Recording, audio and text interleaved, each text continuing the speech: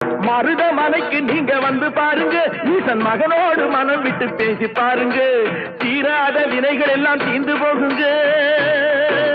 சத்தியமா சொல்லுறேன், தீராத வினைகள் எல்லாம் தீர்ந்து போகுங்க. அது தீராவிட்டால் வந்து என்னை கேளுங்க, அது தீராவிட்டால் வந்து என்னை கேளுங்க. மருதமலைக்கு நீங்க வந்து பாருங்க.